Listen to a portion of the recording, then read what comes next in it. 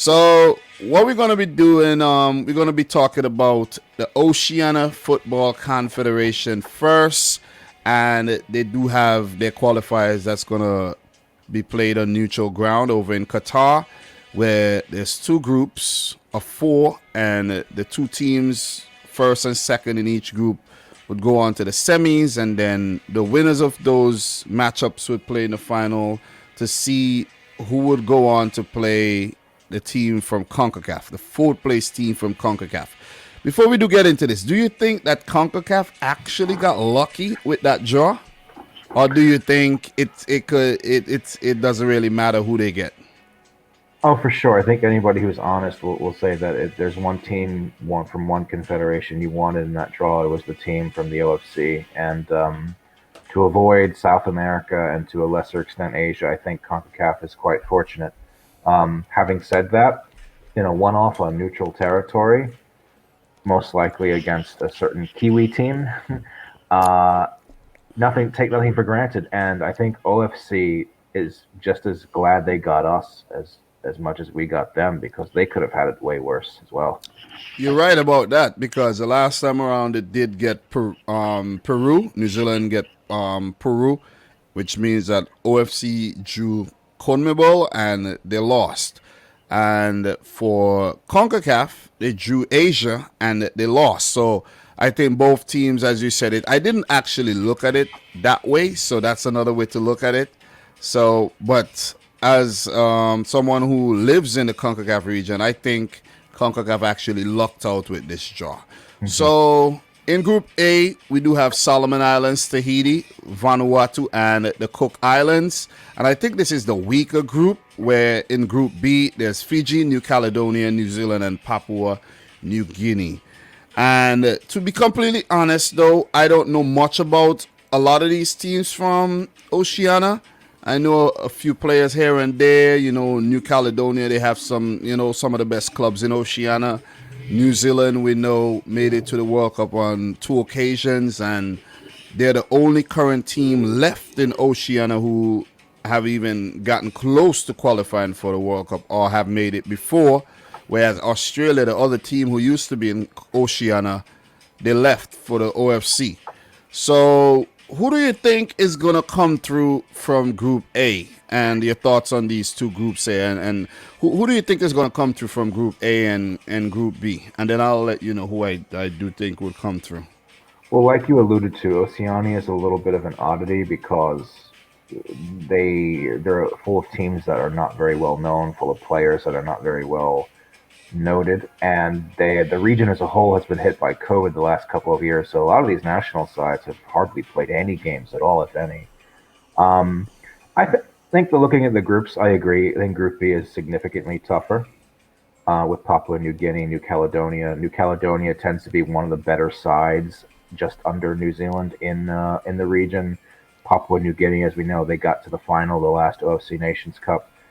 As far as who I think will come through Group A, though, I think Solomon Islands should finish on top. But the thing with Oceania is these island nations, they have a tendency to beat up on each other all the time. So the only real odd one out, I think the really weak one, is the Cook Islands. So I expect them to come in last, and then I expect second to be between Tahiti and Vanuatu, and that's really anyone's for the taking. I remember you said that Tahiti is sending a younger squad.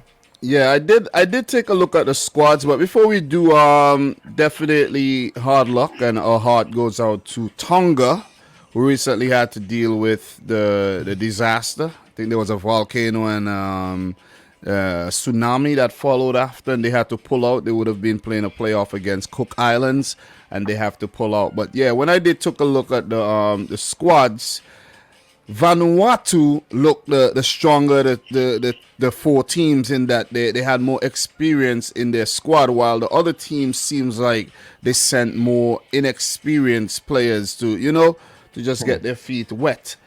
And I went with Vanuatu coming through from the group. As you mentioned, any one of these teams could come through.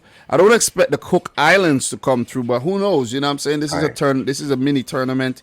You never ever know, you know what I'm saying? So I am going for Vanuatu to come in first, Solomon Islands to come in second, Tahiti third, and Cook Islands fourth, which means Vanuatu and Solomon Islands would move on to the semifinals.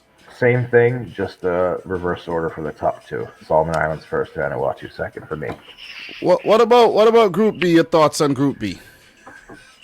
I would love to see these sides give New Zealand a real run for their money. Maybe make life difficult for them.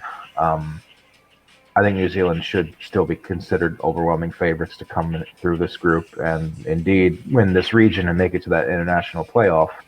And for second, it's really tough, I think, between the Caledonians and Papua and Fiji.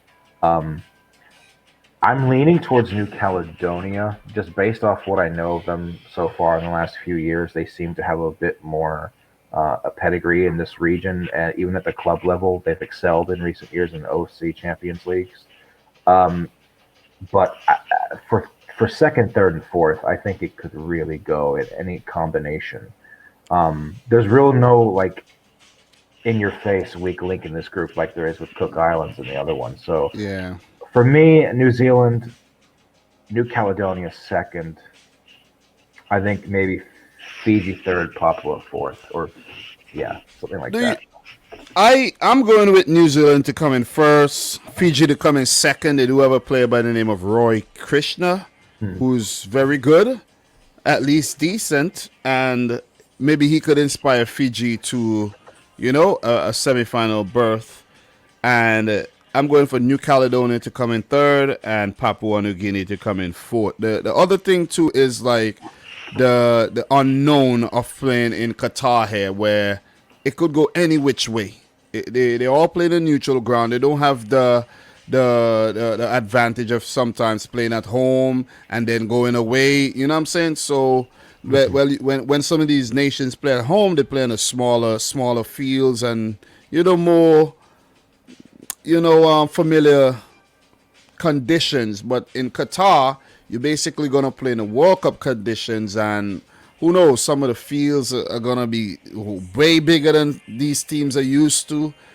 So it's very interesting to see what's gonna happen. Do you think there's any chance of New Zealand getting upset here and not making it to the Interconfederation playoff final here? Do you see that happening? In football, there's always a chance. I have seen crazier things. Would not put money on it, but yeah, of course. And I think because of the fact that a lot of these teams have not played very many games, it kind of throws a whole wrench into the whole prognosticating how things are going to go, because some teams might be out of form, some might be a little bit complacency on behalf of New Zealand. You never know. Stuff like that. I think there's a chance, but however unlikely that it is. And what's really interesting, just to note quickly about these teams playing in Qatar, it's unfortunate that they're not able to host any of these matches in their home ground, but in a way, it's sort of wholesome because this will be the World Cup for them. This will be like their Qatar World Cup experience. They'll get to play these 3 games and get to say that they played in these high-tech new stadiums and all that. So good for them. Yeah. So ultimately, I do think that New Zealand would go on to play the 4th place team from the Concacaf region. We don't know who that team will be yet, but if there's any upset in Oceania, that'll be very, very good for world football, which means that we could have a team definitely giving New Zealand competition for that direct spot for 2026. So, guys, that's Oceania for you. We don't want to draw it out too long, but we had to give it some love. We had to show it some attention. Football Pharaoh, any closing thoughts on Oceania before we do move on to the AFC? Good luck to all the teams, and I'm looking forward who's going to play against our representative. It could be the U.S. for all we know. Yeah. So these games will kick off on March the 17th, 2022. So in about a month from now, we'll have Cook Islands coming up against Solomon Islands, Tahiti against Vanuatu, and the following day we'll have Papua New Guinea versus New Zealand, New Caledonia versus Fiji to start proceedings off. Look, March is going to be a very, very busy month, and for international football heads like Football Pharaoh and I, it's going to be like kids in a candy store. Exactly.